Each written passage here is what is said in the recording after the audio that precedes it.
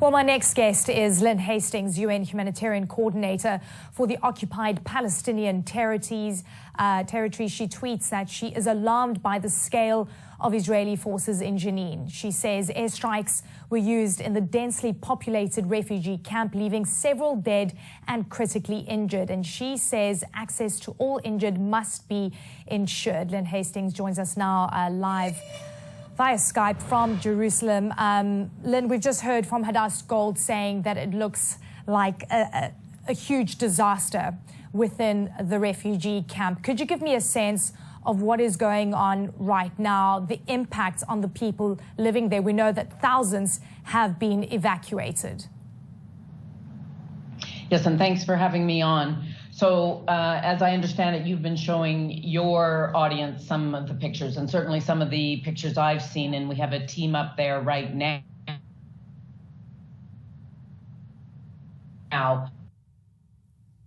It could have been a natural disaster. Of course, along with that has come damage to both the electricity grid and to water pipes. So the majority of the people who are in and living in the Jenin refugee camp no longer have access to either electricity or the water. So that is something that is of immediate concern to us, and we need to be able to get in and do proper assessments and start providing humanitarian assistance. And we are hoping that the municipal workers will be able to get in as well on the ground to fix both the water pipes and the electricity grid. I do just want to highlight that right now. Sorry, go ahead. Yeah, please go ahead. We have time. Yeah, no, I was just going to say I would like to highlight to your viewers that the conflict is ongoing right now. We're receiving reports from our team on the ground that one of the hospitals is under attack with tear gas. That means that the patients have actually left the hospital. The emergency ward is empty and people are fleeing the hospitals. Now, under international law, of course, the Israeli forces are required to protect humanitarian or civilian installations, which of course includes hospitals. So we have been seeing tear gas used in civilian areas over the past couple of days, and this is a large concern for us as well. Yeah. It is concerning to hear these reports. Of course, the IDF is saying that they have very precise targeting, that they're focusing only on terror hotspots. What is your understanding of the reporting that we've seen specifically on hospitals and schools in particular? This is obviously, as you say, of grave concern. Yeah, and definitely the use of airstrikes, which I think your reporter mentioned, it's the first time that the UN has recorded it since 2005. So there was an earlier operation in June and then another one now where airstrikes have been used. This is a very, regardless of any level of precision, we really need to be looking at proportionality and whether or not other mechanisms could have been used. Obviously, airstrikes are going to result in significant damage to civilian infrastructure.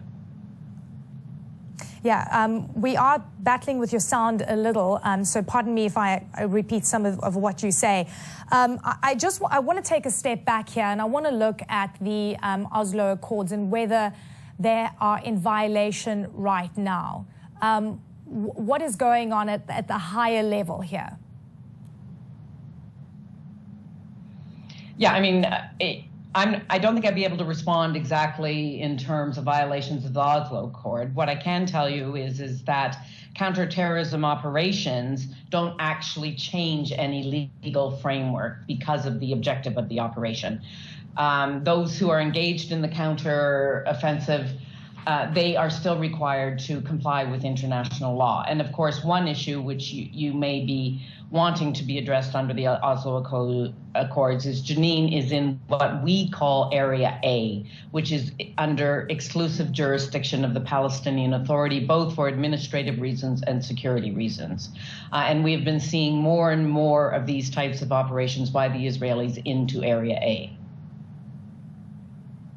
What we also know is that security coordination has not been happening between the two parties, right? I think if we take a look at what happened in 2002 versus what we're seeing now, the Palestinian Authority is not involved in these raids. Is that of concern that basically we're not seeing contact between the IDF and the PA? So the Palestinian Authority has come out over the past 2 days and said that it will stop all security coordination. Security coordination had already been at a very, very low level. And of course, it's always a concern when parties to the conflict are refusing to speak to each other and coordinate. So this is something that we will need to be taking a look at in terms of how to get the coordination back up and running so these sorts of issues are avoided. Yeah. So let's talk about the people that have been evacuated, around 3,000 people from what we understand. We're seeing streets of, empty streets, basically, some of the images that we're getting through. What more do you know about the relocations, where these people are going? Yeah. So currently, what we understand is that the people who are leaving, especially yesterday, they were going to public places like hospitals, which now, of course, we're hearing reports that one of the hospitals at least is under attack with tear gas. They've also sought safety with families and friends, which is often the case when these sorts of operations take place. So essentially, people are trying to find safety wherever they can, and obviously access to drinking water and electricity and food. I also want to just take a look at the casualties. We're seeing 10 people that have lost their lives. The Israelis are saying right now that most of these people, their profile falls under what they were targeting. We don't know exactly who they are. But on the other end, we're hearing that some civilians might have lost their lives. What is your understanding right now on the people that have died during these raids? Yeah. What I can say is that 3 of the people who have died, 3 of the 10 Palestinians that were killed, are children. And children should never be a target, regardless of the accusations or allegations against them.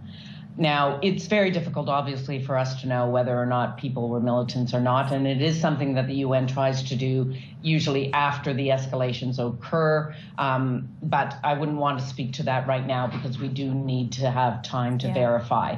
And then, of course, now we're looking at 120 people being injured, and we'll, again, have to take a look at who was injured, etc., but I think the numbers probably speak for themselves. Yeah. Well, within the last hour, we've had this attack in Tel Aviv, a car slamming into people, Hamas taking responsibility. Are you concerned that this is a sign of how inflamed the situation can get, that more violence is looming? Yeah. So I just first want to say that, of course, the UN condemns any attacks on any civilians, and that's why we're concerned about the entire situation, and we don't condone any type of violence in any form. These situations here, I'm sure if you've been watching the Israeli-Palestinian situation for years, this is quite often what happens. The tensions rise, there's escalations from different parts of the Palestinian territory or within Israel. So yes, it's obviously a concern. What happened in Tel Aviv today, as I say, we absolutely condemn it. And the special coordinator himself has been calling for calm to try and make sure that it doesn't escalate further and that different parts of the Palestinian Authority, the Palestinian territory and Israel are not drawn into this. Yeah. Lynn Hastings, thank you so much for taking the time to speak to us today. We appreciate it.